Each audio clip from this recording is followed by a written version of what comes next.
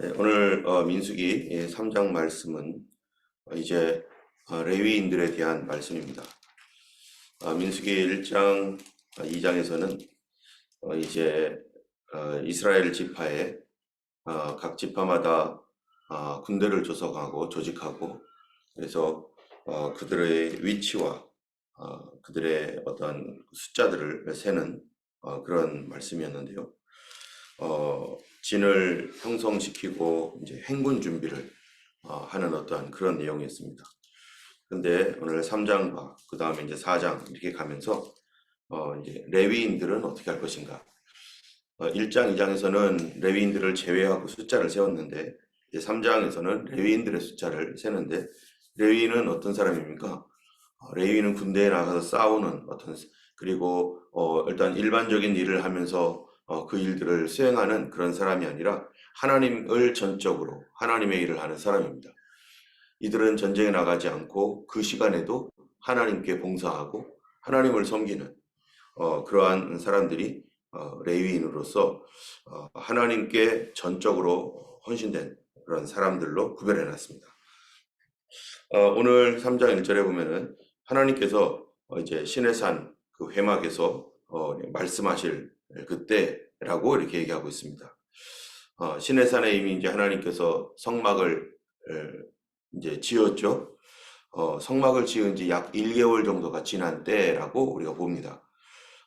이스라엘 백성들이 그 이제 시내산 광야를 출발하는 거가 민수기 10장에 보면은 출애굽한 지 2년 2월 20일 이렇게 그때가 되어서 출발을 하는데, 오늘 본문은 그때로부터 약 20일 전이라고 추정을 하는 2월 1일이라고 볼 수 있습니다. 그때 하나님께서 이제 말씀하시는데 아론과 레위인들에 대하여 이렇게 말씀합니다. 먼저 아론의 그 가족들에 대해서 얘기하는데, 이미 우리가 레위기에서 봤던 것처럼, 레위기 10장에서 봤던 것처럼 아론은 나답, 아비후, 엘르아살, 이다말 이렇게 4명의 아들이 있었는데, 그 중에 2아들 나답과 아비후는 하나님께 다른 불을 들이다가 그가 죽게 되었고, 그리고 이제 엘르아살과 이다말이 제사장 후손으로 제사장으로서 아버지를 도와서 사역을 하게 됩니다. 여기 보면은 오늘 이 본문과 또 민수기 2장이나 또 이런 데를 보면은 우리가 특별히 주목해서 보아야 될 관계가 있습니다. 이 관계가 뭐냐면은 다 가족들이라는 거예요.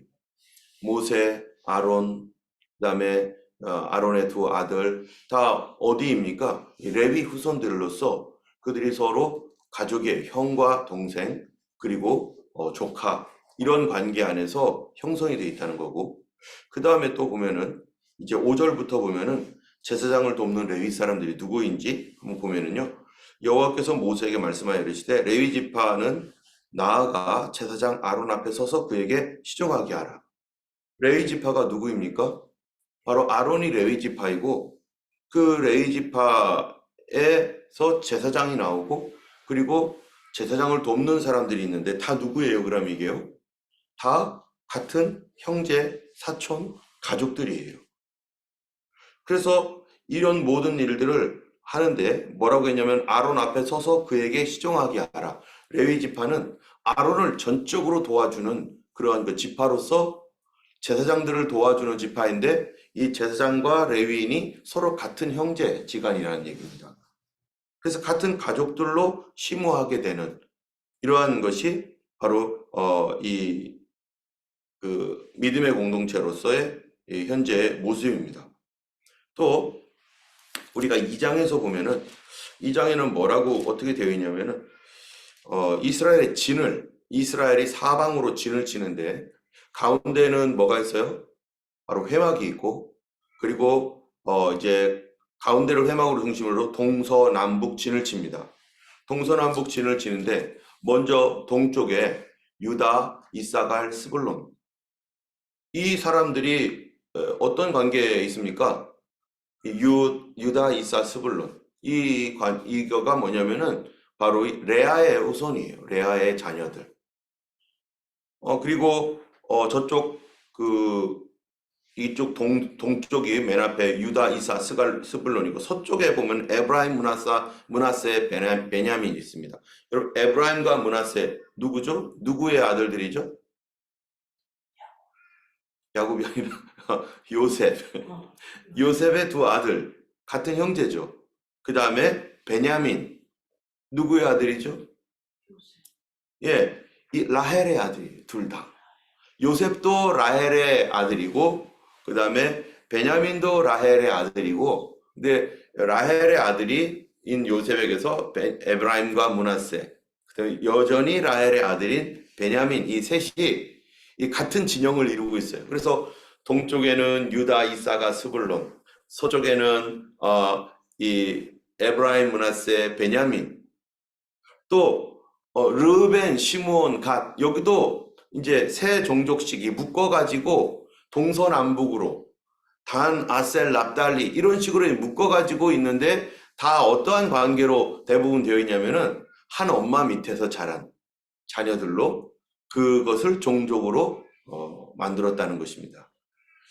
이거는 이스라엘 전체 족속들이 이스라엘이 물론 아브라함의 후손이지만 12지파로 나뉘어져 있고 그런 가운데서 이제 그들이 종족들이 번성하고 이런 가운데서도 레위 자손은 이 하나님 제사장과 하나님의 그 일을 돕는 그 일에 한 가족들이 전체가 다 그렇게 되어 있고 그 다음에 진영에서도 유다, 이사가, 스불론, 단, 아셀, 납달리 그 다음에 에브라임, 므낫세, 베냐민 또 르벤, 시므온, 갓 한 엄마 밑에서 자랐던 그런 종족별로 이렇게 구성이 되어 있고 이렇게 구성이 된 것들은 무엇 때문에 이렇게 구성을 했느냐?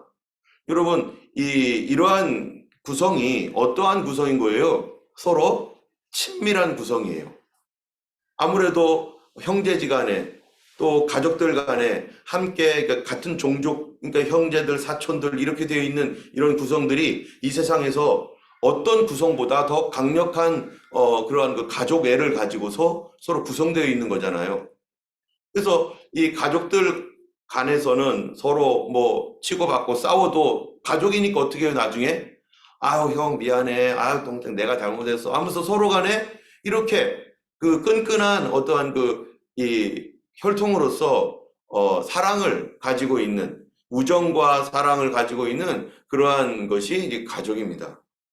그런데 이런 식으로 되어 있는 이러한 그 이스라엘의 진영들을 하나님께서 이렇게 배치를 했는데 그런데 예수님도 마찬가지였어요.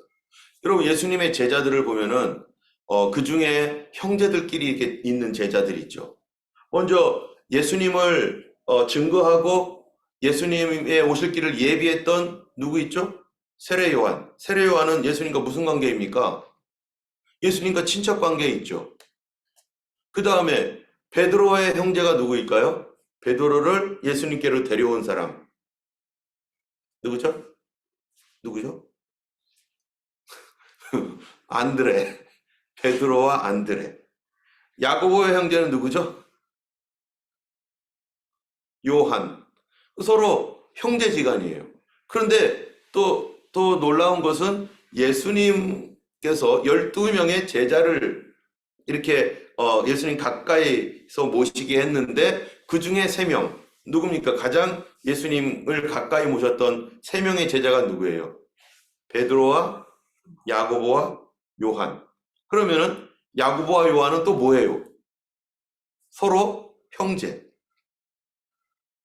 이러한 이 베드로와 안드레 또 이 형제 이러한 그 구성들을 볼 때 하나님의 교회의 모습을 우리가 알게 됩니다. 여러분 하나님의 교회는 어떻게 해야 되는 거예요? 서로 가족과 같은 관계로 이어져 나가야 되고 또 이 이스라엘의 진영에서 보면은 한 어머니 밑에서 자란 자녀들 그들의 종족별로 이렇게 묶어서 가는 것.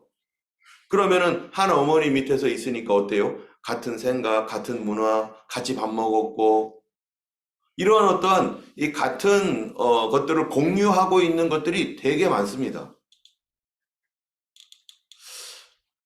심지어 여기에 보면은 이 이 에브라임, 므낫세, 베냐민, 뭐 이런 르벤, 시몬, 가, 단, 아셀, 납달리 이런 모든 그 종족들이 여기에는 종의 자녀도 있어요. 종의 자녀.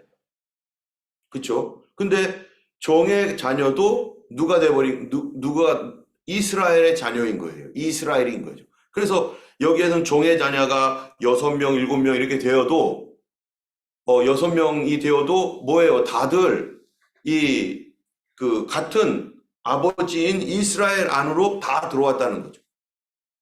때문에 우리가 교회 안에서 예수님을 믿으면서 모든 그리스도인들은 뭐가 없는 거예요? 그의 신분과 상관없이 다 동일한 하나님의 자녀로서 하나님께서 우리를 모두 동일하게 보시는 것. 그리고 이런 동일한 자녀로서의 모습뿐만 아니라 우리가 한 혈통으로서 그리스도 안에서 한 식구, 예수님의 피를 나눈 한 식구로서의 모습이 바로 이 이스라엘 진영을 통해서 나타납니다. 때문에 이러한 그 진영의 모습들은 서로 같은 형제들끼리 이렇게 하는 어떤 친밀함, 그런 가운데서 이 세상의 어떠한 사랑보다도 가장 온전한 사랑이 그 가정 안에서의 제대로 된 가정이라면은 그 가정 안에서 이루어지는 사랑을 가지고 이루어 나가잖아요. 그래서 우리가 성경에서도 보면은 예수님의 비유 중에서 두 아들이 있었는데 그 큰아들이 뭐 했어요? 큰아들은 집에 있고 작은 아들이 어느 날 아버지한테 얘기해가지고 아버지 재산 달라고 해가지고 나가서 허랑방탕하며 다 쓰고 돌아다녔는데 맨 마지막에 굶어 죽게 생겼을 때 그래도 어디밖에 없다는 거예요? 그래도 집밖에 없구나 해가지고 집으로 돌아갈 때 무슨 결심을 합니까? 내가 우리 아버지 집에서 아버지라고 부르지도 못하겠다. 이제는 주인님이라고 불러야겠다. 내가 도저히 그들 들어갈 수 없고 나는 종으로라도 들어가서 차라리 종으로 있는 게 낫겠다. 아들의 집이 다 버리고 종이 되겠다. 해가지고 그냥 쭈삣쭈삣 하다가 막 어쩔 수 없이 갈 때 그때 어떡합니까? 아버지가 멀리서 오는 아들을 보고 달려가가지고 끌어안고서 얼른 데려오잖아요. 혹시라도 도망갈까봐 또 그 마음 바뀌어서 막 하는 그런데 그때 아버지가 했던 태도가 뭡니까? 이 자식아, 어디 갔다 이제 들어오고 돈 다 써버리고 왔냐 하면서 막 구박하면서 네가 잘못했지, 하면서 막 꾸짖으면서 막 그거를 가지고서 잘못한 거 가지고 계속 막 윽박 지르며 이럽니까? 아니면 어서 와라 하고서 막 그냥 받아줍니까? 만약에 가족이 아니라 그냥 어디 종이나 다른 그냥 이웃집 사람이 그렇게 했다면요 어떡 하겠어요? 막 방방 뜨면서 네가 여기를 어디라고 찾아왔느냐 하면서 막 돈 다 내려가고서 멱살 잡고 막 이러겠죠. 그런데 그 아버지는요 아들이니까 뭐를 안 합니까? 어디 갔다 뭐 했냐 하면서 막 이런 꾸중을 하지 않고 그 돌아오는 그 길 자체가 회개였었어요. 그리고 다 받아주고 이해해주고 용서해주고. 여러분 교회라는 곳이 어디인가? 이 세상에서 육신적인 가족들은 정말로 이 아버지처럼 비록 자녀들이 잘못하고 또 누군가 잘못해도 그래도 우리 가족이니까 뭐라고 하기도 하지만은 그래도 가족이니까 다 끌어안고 그래 다시 하자. 서로 형제들끼리 싸웠어도 우리가 가족이니까 아우 잊어버리고 또 다시 이렇게 하면서 자꾸 이렇게 하나 되는 그런 일들을 계속해서 사랑으로 이해하고 용서하고 하면서 이렇게 걸어가는 것처럼 영적인 가족으로서 유일하게 하나님의 예수 그리스도의 보혈의 피를 나눈 우리 교회는 어때야 된다는 거예요? 우리가 영적으로 서로 간에 뭐 여러 가지 부족한 것도 있고 또 뭐 여러 다른 어떤 모습들을 가지고 있지만 우리가 비록 실수하고 잘못하고 또 넘어지고 그럴 때 우리가 진정으로 그리스도의 가족으로서 주님의 식구로서 하나님 나라의 같은 가족으로서 있는 영적인 공동체면은 그게 어떻게 돼야 됩니까? 그들이 비록 실수하고 잘못하고 해도요 다 같이 끌어안아주고 일으켜 세워주고 도와주고 그러면서 어찌하든지 서로 용서하고 어떨 때는 정말로 입에서 막 뭐라고 말하고 싶기도 해요. 막 꾸짖고 싶기도 해요. 뭐 어떻게 그런 식으로 하냐고. 그런데 또 그 영혼을 가만히 보면은 너무 연약해서 악소리 내면서 쓰러졌던 그런 여러 사람들, 이런 사람들을 다 이해하고 나도 그렇고 그래야지 내가 쓰러졌을 때 다른 사람이 또 일으켜주죠. 또 다른 사람이 쓰러질 때는 내가 받았던 은혜 때문에 또 다른 사람을 또 일으켜주는, 그 가족들이 바로 이러한 모습의 공동체, 이스라엘이 바로 이런 식으로 돼 있는 거예요. 예수님의 제자들 중에 베드로와 안드레, 야고보, 요한 서로 형제인데, 만약에 안드레가 뭐 잘못할 때요, 그래도 커버해 주는 사람 누구겠어요? 베드로가 커버해 주겠죠. 아, 우리 동생인데 하면서. 야고보가 뭐 어떻게 했을 때는요, 요한이 우리 형이야 하면서 이렇게 뭐 커버를 해 주겠죠. 그러면서 서로 하나 되도록. 그러나 그럼에도 불구하고 민수기에 보면은요, 이런 가족들 관계로서 했어도 우리가 한 가지 정말로 주의할 것은, 가족이라고 해서 어떻게 대하면 안 돼요? 함부로 대하면 안 된다는 거. 아무리 가족이라도 서로 이해해주고 사랑으로 100% 용서하며 다 받아줘도 그래도 함부로 대하면 안 된다. 왜요? 오히려 함부로 대할 때 어떤 일이 생깁니까? 남보다 더 못해지게 되는 거죠. 그래서 저 뒤에 가면은요, 이스라엘이 타락을 해가지고 서로 문제가 생겼을 때 가장 타락했다라고 보는 시기가, 이스라엘의 가장 타락된 시기가 언제입니까? 뭐 이스라엘 포로됐을 때, 뭐 그때도 타락했지만 그 전에 사사기에 보면은 이스라엘의 타락으로 있었을 때 무슨 일이 생깁니까? 내전이 생겨요. 가족들끼리 싸웁니다. 서로 죽이고 죽는. 또 뒤에도 보면은 이스라엘이 남과 북이 갈림이, 죄로 말미암아 남과 북이 갈라져 버립니다. 이게 얼마나 비참한 일입니까? 때문에 우리 교회가 이 말씀들, 민수기의 이런 말씀들을 통해서 볼 때, 민수기는 뭐냐? 가족들로 구성되어 있고 서로 레위인들은 함께 그 하나님의 사역을 가장 친밀하고 가장 즐겁게 할 수 있는 그런 가족들로 구성되어 있지만, 그 안에 무엇을 반드시 지켜야 된다는 거예요. 민수기 자체가 이 군대입니다. 가족이면서 군대예요. 때문에 서로에 대한 예의와 존중, 이런 것들은 잘 서로를 사랑하고 이해하지만, 그런 어떤 함부로 대하는 이런 모습들은 절대 해서는 안 되는 거죠. 그러면은 누구보다도 원수가 될 수 있는 게 또 가족입니다.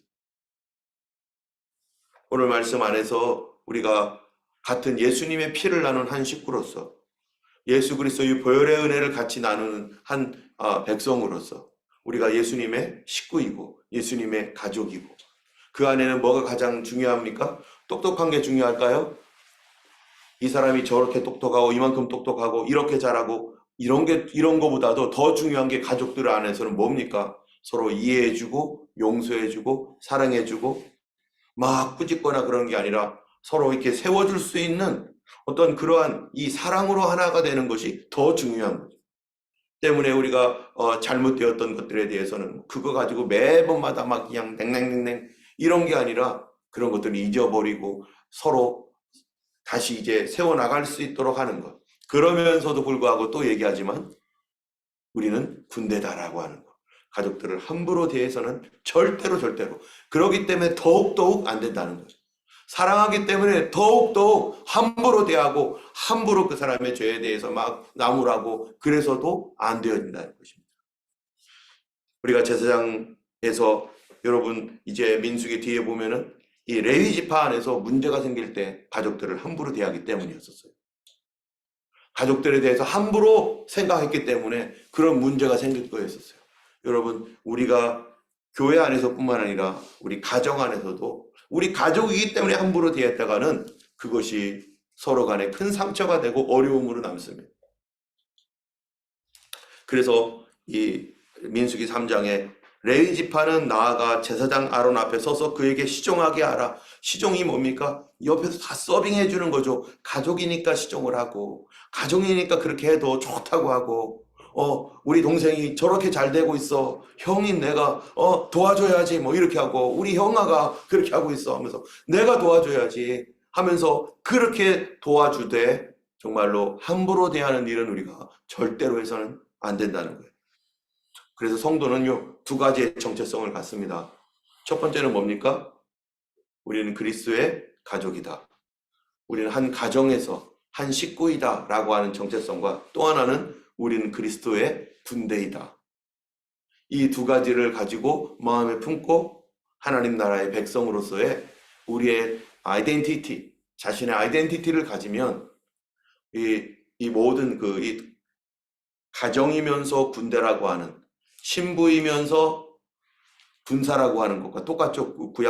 신약 성경에 우리 그리스도의 신부요 영적 군사로 부르신 것과 민수기에서도 마찬가지로 가정이면서 바로 우리는 군대라고 하는 이러한 나 자신의 아이덴티티를 가지고 우리가 하나님 앞에서 충성하며 헌신해야 될 것입니다.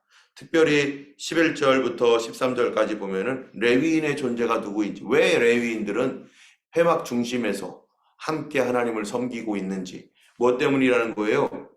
11절에서 13절에 보면은 내가 이스라엘 자손 중에서 레위인을 택하여 이스라엘 자손 중에 태를 열어 태어난 모든 맏아들을 대신하게 하였은즉 레위인은 내 것이라. 그들은 첫 번째 열매라는 거죠.